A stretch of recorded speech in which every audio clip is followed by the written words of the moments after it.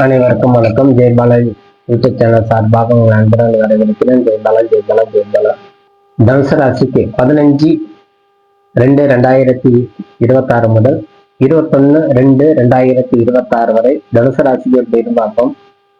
தனுசு ராசிக்கு செவ்வாய் பகவான் 2ஆம் இடத்துல சந்திரனோட சேர்ந்து சந்திரமங்கலத்தோட சேர்ந்து இருப்பது தன பிராப்தத்தை கொடுக்கும், தொழில் விருத்தி அடையும், மேன்மை அடையும், இடமாற்றம் உண்டாகும், புதிய தொழில் தொடங்கக்கூடிய தன்மை, பூஜை புனஸ்காரங்கள் ஈடுபடக்கூடிய, பக்தி செலுத்தணும். இந்த காலத்துல நான் நிறைய கோயில் போகணுங்கிற ஒரு எண்ணம் உண்டாகும்.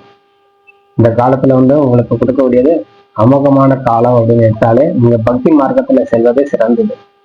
நான் இந்த தெய்வத்தை தரிசனம் பண்ண நினைச்சேன், பழனி போன்னு நினைச்சேன், திருச்செந்தூர் போன்னு நினைச்சேன், திருப்பதி போன்னு நினைச்சேன், சமயபுரம் மாரியம்மன் தரிசனம் பண்ண, ஸ்ரீரங்கநாதன் பார்க்கணும், அப்படி எண்ணற்ற ஆலயங்கள் மனத்துல எப்போ ஓடுதோ அத்தனையும் நீங்க போய் தரிசனம் செய்யணும் அப்படிங்கிறது ஒரு வைராகத்தை, சங்கல்பத்தை எடுத்துக்கொள்ளுங்க இந்த வாரத்துல.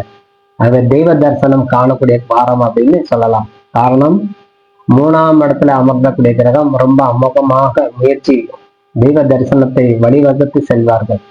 5ஆம் அதிபதி சொல்லக்கூடிய செவ்வாய் 2ஆம் இடத்துல இருந்தாலும் அந்த செவ்வாயுடைய பார்வையில உங்களுக்கு அருமையாக பலன் கொடுப்பது. மற்ற கிரகத்தின் மேல சூரிய பகவான் உங்களுக்கு 9ஆம் அதிபதி பாக்கியத்தை கொடுப்பார்.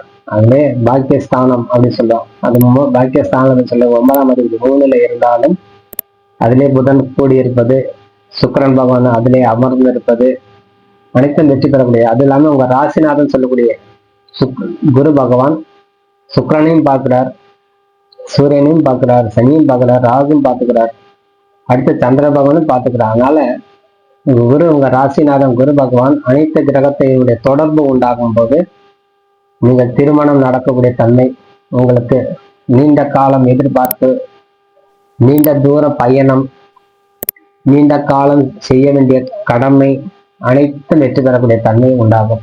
ஆகவே நீங்க தெய்வ தரிசனத்தை நீங்க தவற வேண்டாம் அந்த வாரத்துல. அது மட்டுமல்ல, மகான்களை தரிசனம் செய்வது இன்னும் தவறாமல் இருப்பது சிறந்தது. அந்த மகானை போய் தரிசனம் செய்யணும், இந்த தெய்வத்தை போய் தரிசனம் செய்யணும், உங்களுக்கு பிடித்த தெய்வத்தை நீங்க நினைச்சுக்கணும், நம்ம சொல்லக்கூடாது அது. ஆகவே உங்கள் பிடித்தமான இறைவனை போய் தரிசனம் செய்து அருள் பெற்று வாழக்கூடிய தன்மை உண்டாகும் சொல்லி விடைபெறுகிறேன். நன்றி, வணக்கம். ஜெய்பாலா.